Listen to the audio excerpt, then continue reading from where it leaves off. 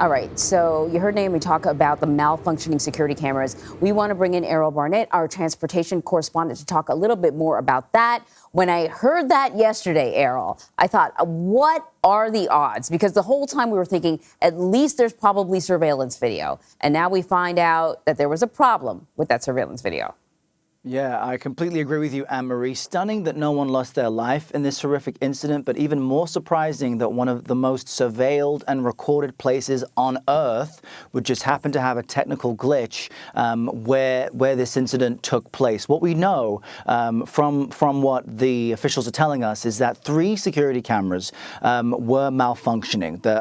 At the station of origin on 59th Street, at 36th Street, this is where injured passengers exited the train, and at 25th Street, which would have been the next stop along the line. Now, MTA Chair and CEO Janno Liebner tells CBS News that there are, in fact, some 600 cameras on this line alone, thousands system-wide, and he's actually confident that eventually they will be able to turn up video images of the actual suspect.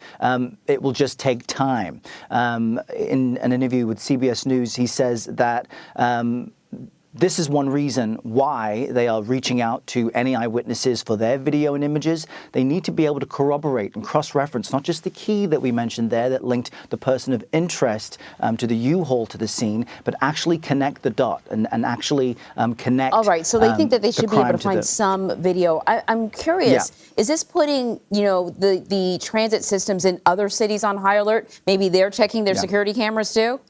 All other major metropolitan areas tell CBS News that they're increasing patrols. They're increasing canine sweeps of security systems from Atlanta to Boston to Los Angeles. But what's interesting is New York had already created a trespasser task force at the end of 2021 because there were so many incidents of people crossing onto the tracks. And so when the CEO of MTA, Janno Liebner, spoke with CBS News, he said he's confident that they have the manpower to stop this from happening again. It does appear that it's an isolated incident. But Anne-Marie, as is true in New York City this morning, there are many people not taking the metro because they're so fearful that this type of thing could happen again. And so there's an effort to increase foot patrols there on the metro, but it is impossible in any metro area.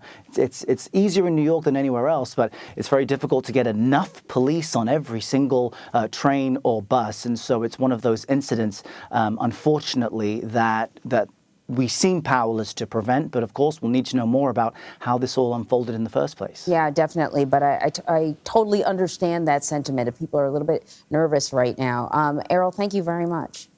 Thank you.